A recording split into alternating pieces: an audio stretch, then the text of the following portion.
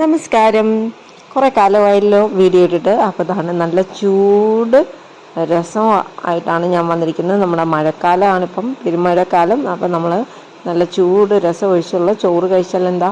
അപ്പോൾ അതിനായിട്ട് ഒരു മൺചട്ടിയിൽ ചൂടായി കഴിയുമ്പോഴത്തേക്ക് നല്ല വെളിച്ചെണ്ണ ഒഴിക്കുക. അല്ലെങ്കിൽ നമുക്ക് അല്പം കടുക് ഇട്ട് പിന്നെ വെളുത്തുള്ളിയും അതേപോലെ ചുവന്ന ഉള്ളിയും പിന്നെ കുരുമുളകും ഇതൊക്കെ ഇട്ട് കൊടുക്കാം.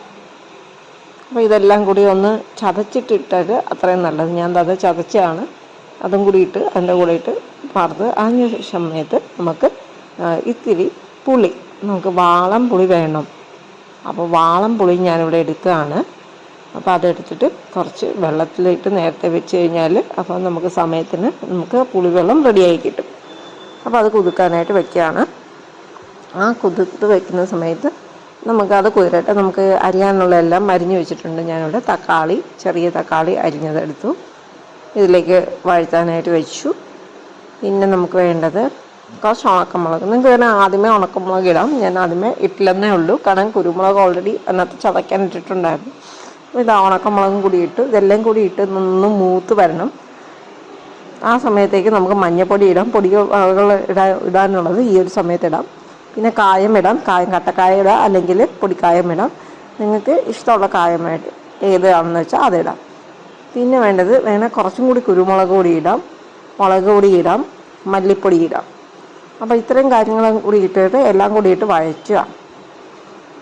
ഇങ്ങനെ വരുമ്പോഴത്തേക്ക് കണ്ടില്ലേ, നമ്മൾ പുളിവെള്ളം കൂടി ഒഴിച്ചു കൊടുക്കുക.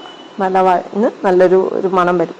അത് കഴിയുമ്പോൾ ഈ പുളിവെള്ളം കൂടി ഒഴിച്ചു കൊടുക്കുക. പുളി ഇടണ്ട, പുളി പിഴിഞ്ഞ് ഒഴിച്ച് വെള്ളം, പിന്നെ ആവശ്യത്തിന് വെള്ളം, ബാക്കി വെള്ളം കൂടി ഒഴിച്ച് മിക്സ് ചെയ്ത് ഉപ്പ് നോക്കി കായമൊക്കെ കറക്റ്റാണോ നോക്കിയിട്ട് നന്നായിട്ട് ഇളക്കാം. ചിലർ ഇതിനകത്ത് തുവരപ്പരിപ്പ് ഇടാറുണ്ട്, തുവരപ്പരിപ്പ് ഒഴിച്ച് ചേർക്കാറുണ്ട്. ഞാനവിടെ ചേർത്തില്ല.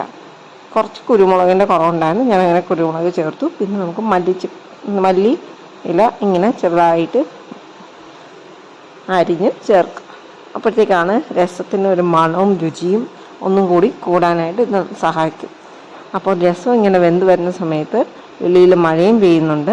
അപ്പോഴത്തേക്ക് എന്തുകൊണ്ടും നമുക്ക് ഈ ഒരു സമയത്ത് കഴിക്കാൻ പറ്റിയതാണ്. ഇനിയിപ്പം മഴയുടെ കൂടെ തന്നെ പനിയും എല്ലാം വന്നു തുടങ്ങും. അപ്പോൾ ഈ രസം എന്തുകൊണ്ടും നമുക്കൊരു ഔഷധം തന്നെയാണ് എന്ന് വേണമെങ്കിൽ പറയാം, ദഹനത്തിനായാലും.